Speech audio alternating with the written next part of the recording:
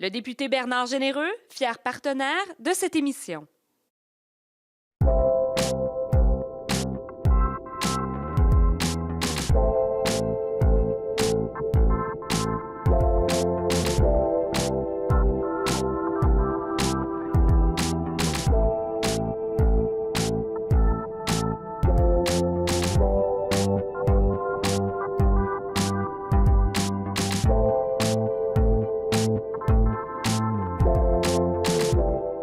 Alors, bonjour tout le monde, bienvenue à cette autre émission d'Avis public. Cette semaine, on a avec nous Bernard Généreux, député conservateur de ce grand comté de Montmagny jusqu'à Rivière-du-Loup. Bonjour. Bonjour, Annie. On est content de vous recevoir. Merci, ça fait plaisir d'être là. Alors, je ne sais pas comment ça se passe pour les autres députés, mais on ne peut pas vous reprocher de ne pas vous voir si on ne vous voit pas en vrai. On a juste à suivre votre page Facebook. On sait à peu près tout ce que vous faites dans une semaine, dans une journée.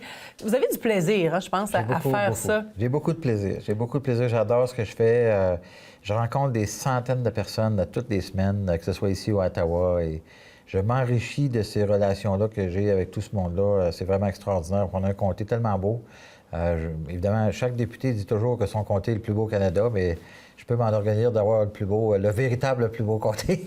Sûrement un des plus grands aussi? Ben non, il y a des comtés encore beaucoup plus grands que le mien, malgré que j'ai quand même 7500 km² à couvrir. Bien évidemment, on ne le fait pas à tous les semaines, bien sûr, mais on essaie d'être présent le plus possible.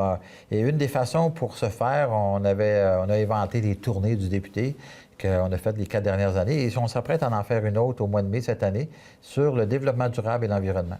Alors, bon. Ça, c'est un sujet, surtout quand on parle du Parti conservateur. On dirait que ça ne fait pas toujours bon ménage, hein, dépendant d'où on se place. Ouais. Comment on fait pour livrer ce message-là? En fait, la réalité, c'est que le seul moment où les baisses les gaz à effet de serre ont diminué au Canada, c'est sous le gouvernement de M. Harper, dans 2007, entre 2007 et 2009. Alors, on a une préoccupation environnementale très présente, très grande.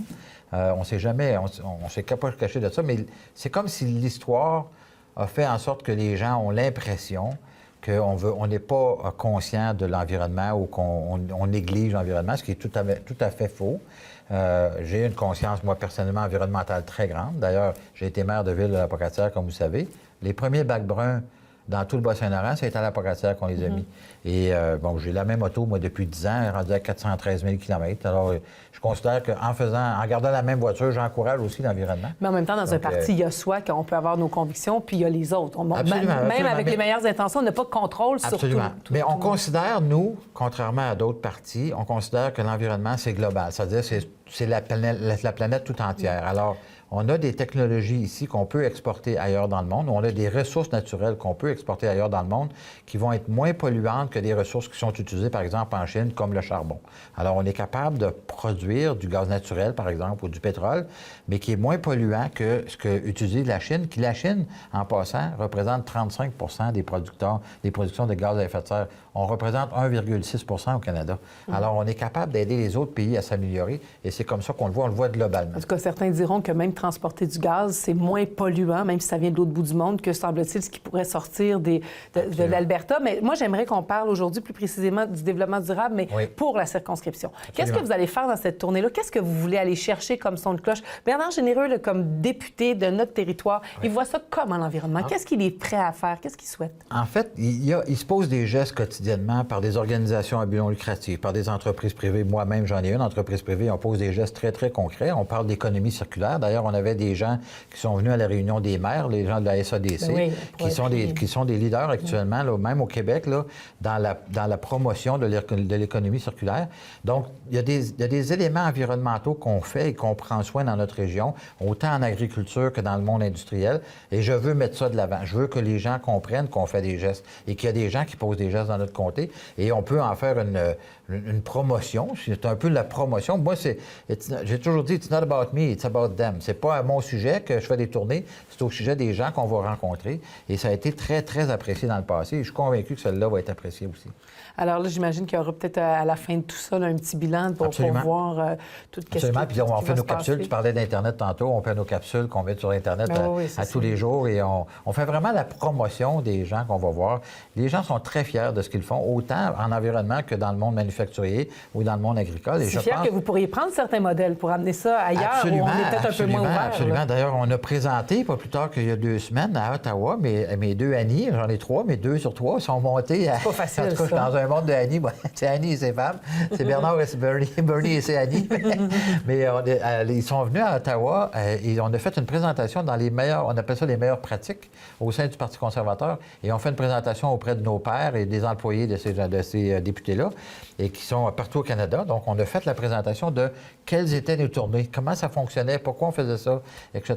Puis les filles ont fait un super travail. Ça a été vraiment apprécié par mes collègues parce que c'est unique ce qu'on fait. Il n'y a personne d'autre qui fait ça encore. C'est une proximité qui est assez exceptionnelle. Très appréciée. On a l'impression que tout le monde connaît Bernard Généreux parce qu'on suit sa page qui est d'un like, qui est d'une photo de famille, d'une chose plus sérieuse. On a quand même pas mal la twist avec ça. Parmi les autres sujets que j'aimerais qu'on aborde, c'est que vous avez aussi signalé votre soutien à Peter MacKay, juste pour le Parti conservateur. Absolument. C'est important d'avoir bientôt une image forte pour être capable de faire, oui, absolument, d'aller de prendre le pouvoir. Ça, je veux pas. On verra si vous pourriez y arriver. Objectif. Mais ça prend minimalement quelqu'un qui est capable quand même de mener une bataille. Pourquoi vous avez choisi Peter MacKay, même si c'était un petit peu de moquerie, le français qui est peut-être pas encore là où il voudrait? Ça, écoutez, on espérait et on espère toujours que notre premier ministre soit parfaitement bilingue. Ça, tout le monde est d'accord avec ça et c'est un objectif que Peter a déjà en place. En fait, son épouse est polyglotte, elle parle 5 langues, donc on lui a dit, bien, parlez en français parce qu'elle parle très bien français. Donc, elle est iranienne. Mais Peter MacKay, je l'ai choisi, moi, parce que... Il fait faire une immersion à Saint-Roch. Ben oui, c'est ça.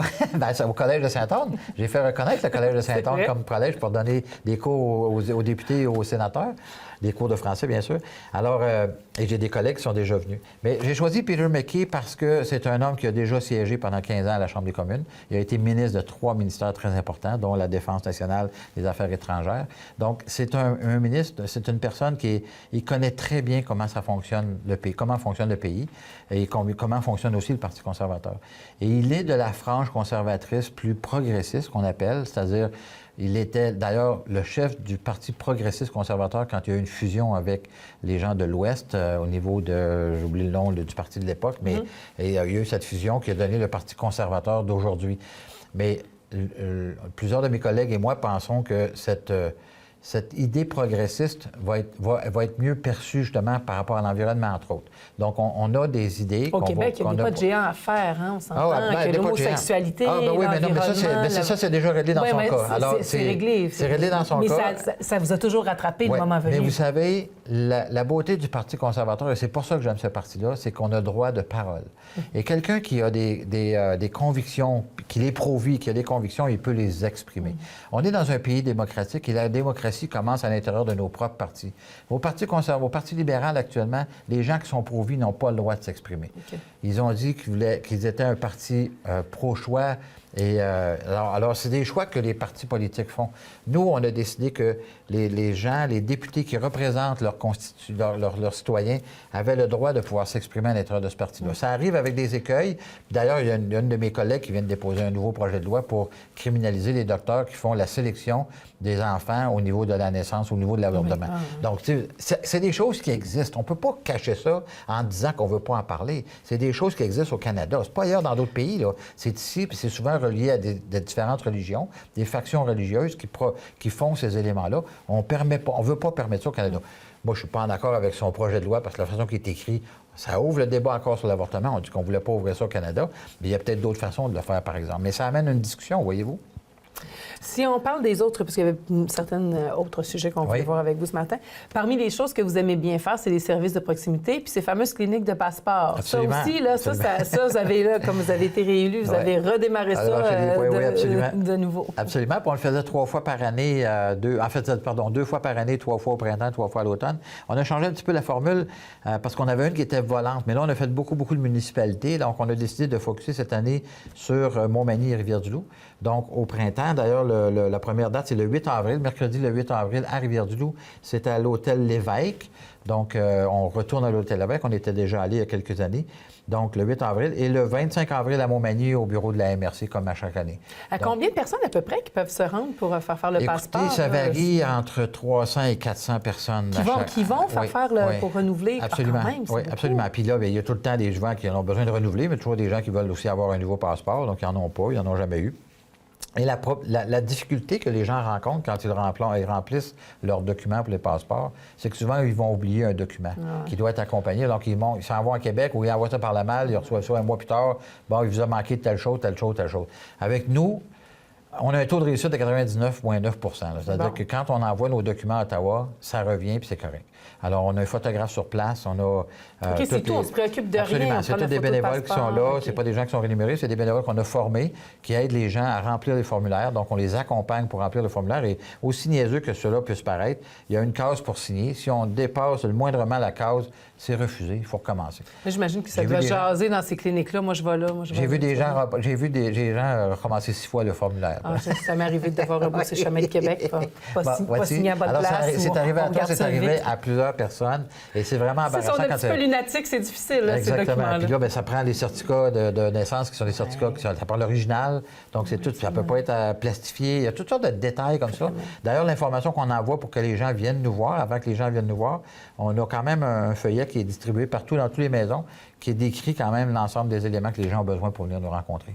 Parmi les causes qui vous tiennent à cœur, c'est la santé, entre autres. Et là, cette année, vous n'aviez pas assez de choses à faire comme ça. Donc, vous voilà porte-parole pour la fondation de l'hôpital. Oui, le président d'honneur du tournoi de golf, en fait. La Pocatière. Oui, c'est ça. C'est l'hôpital Notre-Dame de Fatima, la Pocatière. Mais oui, effectivement, je suis très, très heureux d'avoir très honoré. Qu'est-ce qui vous a touché là-dedans? Là, vous avez... Bien, écoutez, premièrement, je suis né dans cet hôpital-là. J'ai inauguré une chambre, d'ailleurs, en 62, pour ne pas dire mon âge. Vous êtes né dans... C'était une nouvelle chambre. En fait, l'hôpital venait d'être construit. J'ai inauguré une chambre.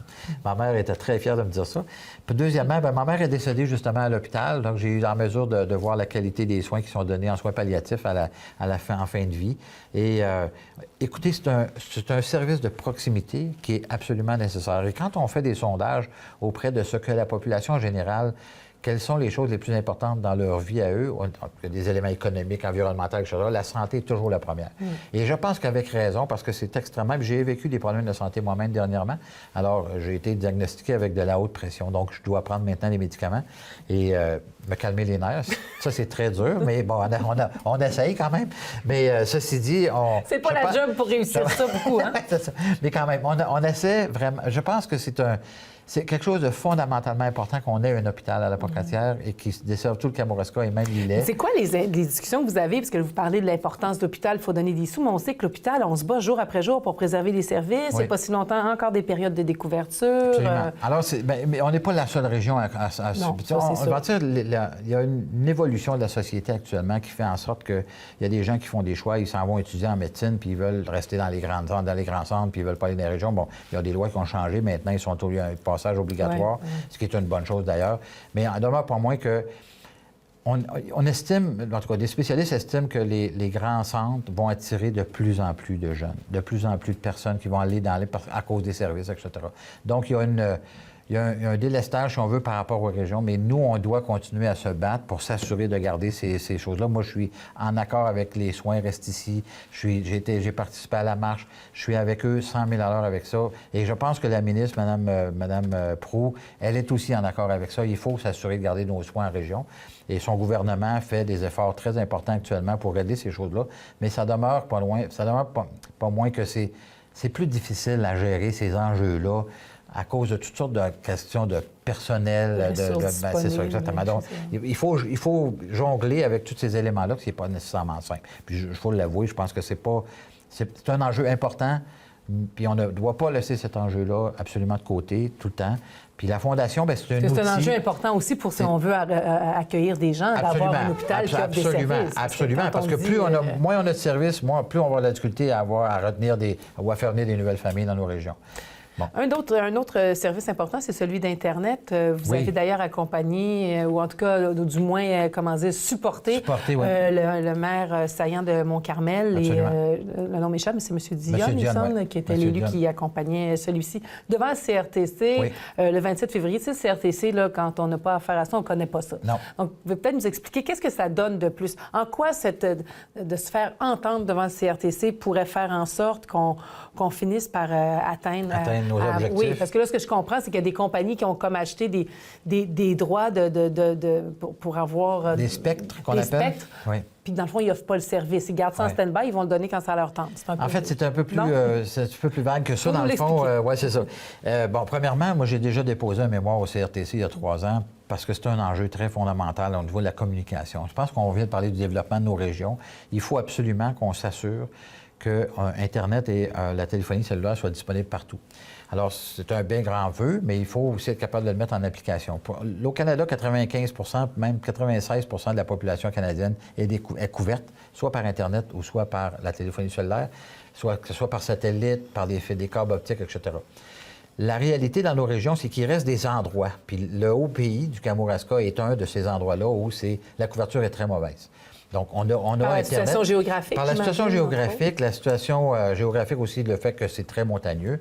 Bon, il y a des enjeux. Évidemment, il n'y a pas beaucoup de population. Donc, quand on parle de desservir la population, encore faut-il qu'il y ait de la population, ce qui n'est pas tout le temps le cas sur tout le territoire. Les enjeux économiques pour C'est ça, parce que vous savez, au Kamouraska, qu'on a une grande partie du territoire en haut, qui est un territoire qu'on appelle les TNO, c'est des territoires non organisés.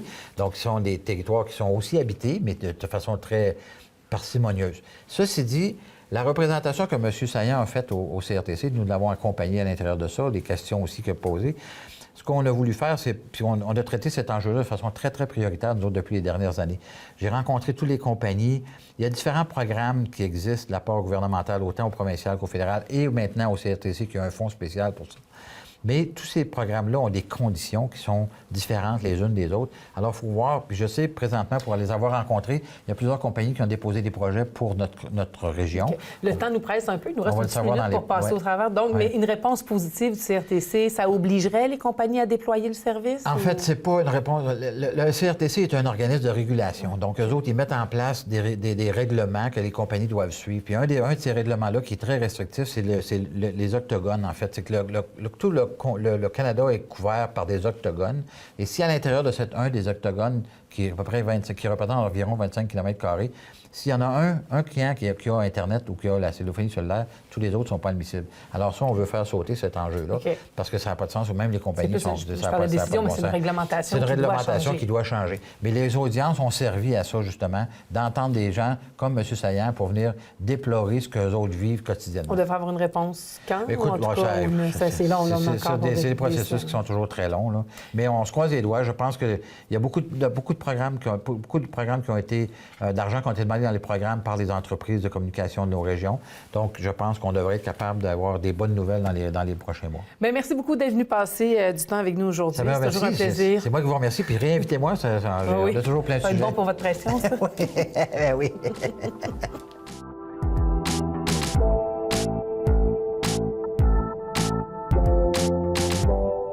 Alors, nous sommes de retour à Vie publique avec Julie-Christine Hélas, qui est agente de mobilisation à l'immigration à la MRC de Kamouraska. Bonjour. Bonjour. Comment ça va? Ça va très bien. Alors, l'immigration, on en parle énormément depuis plusieurs années. On voit ça comme un des outils au problème de main-d'œuvre. Dans notre cas aussi, c'est une façon d'augmenter la population qui n'est pas tout à fait en croissance depuis quelques années. Alors, on en est où, là, parce que toi, tu as le mandat, donc c'est ça, tu mets des outils en place pour favoriser l'arrivée des migrants chez nous pour que ça se passe bien et pour qu'ils restent, surtout. Tu en es d'ailleurs une bonne preuve. Tout à fait. Alors, dans le fond, ça fait 18 mois maintenant qu'on travaille avec les acteurs qui œuvrent autour de l'employabilité au Kamouraska. On a travaillé beaucoup au niveau de la sensibilisation et de la conscientisation des besoins liés à l'immigration, tant au niveau de la recherche d'emploi que de l'installation au Kamouraska.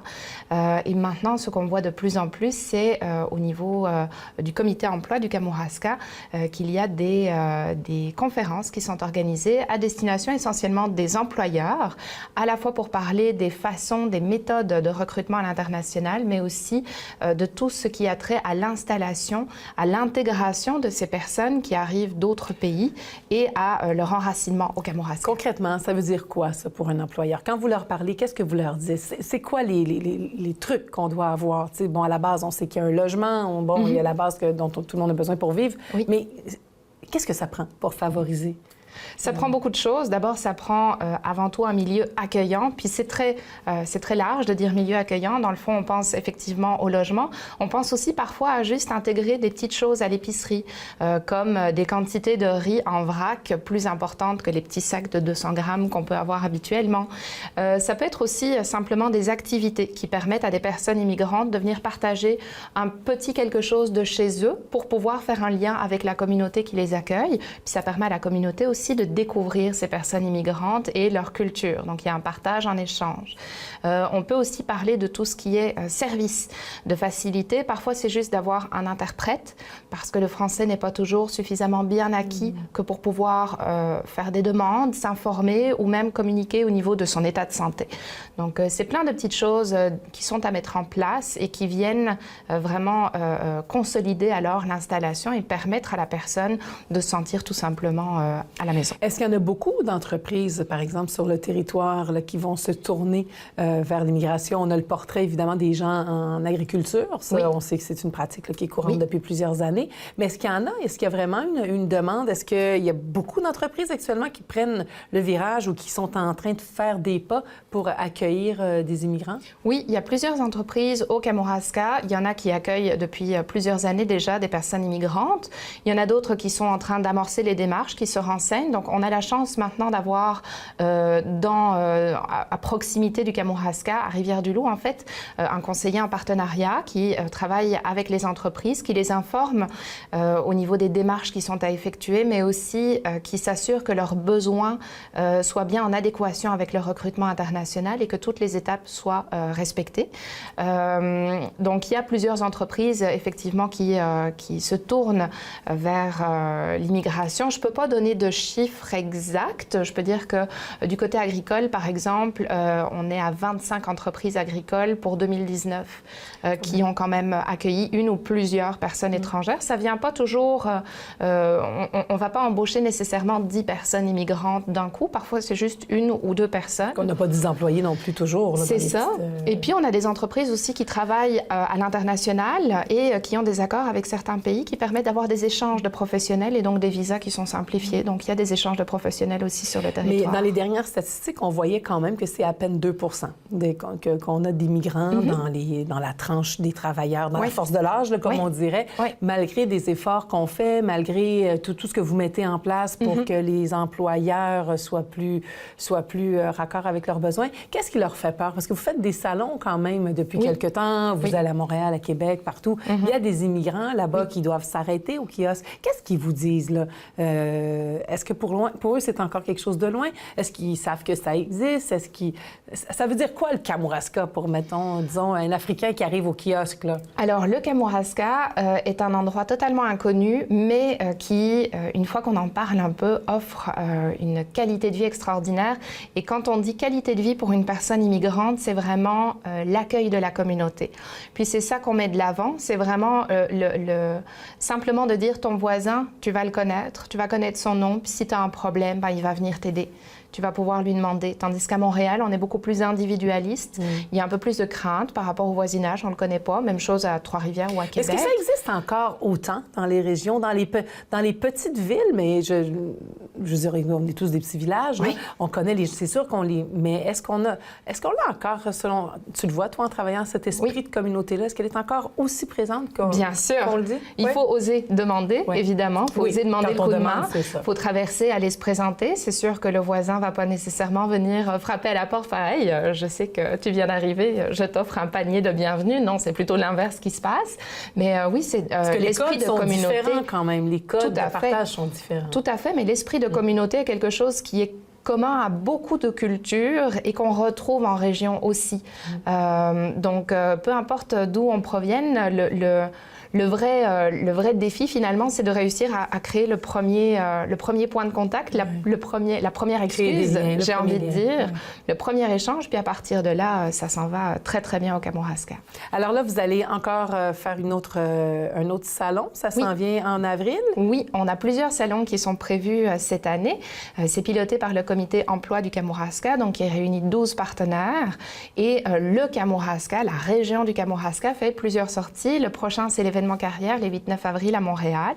Et puis, il y aura aussi le 3 et 4 juin, Salon Immigration à Montréal également. Quelles sont les carrières que vous présentez aux immigrants quand vous allez là? Est-ce que vous partez avec un panier de professions ou... On part toujours avec les emplois que les employeurs ont affichés au préalable sur le placement en ligne. Donc, on a quand même une belle diversité de postes qui sont disponibles. Et puis, quand on rencontre des personnes immigrantes, ce qui est assez le fun, c'est de rencontrer des gens qui sont super qualifiés, puis qui n'osent pas vraiment demander la qualification dans laquelle ils pourraient rentrer. Et donc, on peut se retrouver avec du génie informatique qui va demander s'il y a des emplois de serveur ou en vente. Mais parce qu'ils sont habitués de se faire refuser. Exactement. Donc, à ce moment-là, on pousse un petit peu plus pour connaître le parcours avant l'arrivée à Montréal ou à Québec. Et là, on découvre finalement des petits trésors. Et on essaye alors de faire des contacts avec les entreprises qui parfois répondent favorablement alors aux demandes. Toi, Julie-Christine, tu as beaucoup de contacts avec les employeurs. Oui. Maintenant, les immigrants, ce sont les employés de demain. Est-ce que dans ton mandat de tous les jours, tu les côtoies, tu les vois, les immigrants du Kamouraska? Est-ce qu'ils peuvent référer à toi quand il y a un problème ou tu les diriges vers d'autres sources? Alors, j'offre certains services, notamment au niveau du cégep et de l'ITA pour les étudiants qui veulent prolonger leur séjour après leurs études au Kamouraska et plus largement au Québec. Mais j'offre pas vraiment de service directement à la personne immigrante. Et c'est un manque, un besoin qu'on a constaté au niveau du territoire et sur lequel on travaille actuellement. Donc, d'ici quelques semaines, on espère pouvoir avoir une ressource supplémentaire qui sera totalement dédiée alors à l'accueil et à l'intégration des personnes immigrantes. Parce que c'est sûr, hein, c'est quand même un grand territoire, alors il peut y avoir de l'incertitude là, pour ces gens-là quand ils arrivent. Tout à fait. Il y a de la découverte à faire. On veut visiter, on veut découvrir, on veut connaître les services aussi. Et puis en tant que personne immigrante, c'est toujours rassurant d'avoir une personne ressource, une personne contact, un grand frère, une grande sœur qui va pouvoir nous aider dans toutes les démarches. Ça s'est passé comment, pour toi? Moi, j'ai eu la chance d'avoir Place aux Jeunes qui m'a aiguillée pas mal au niveau de mon arrivée au Kamouraska.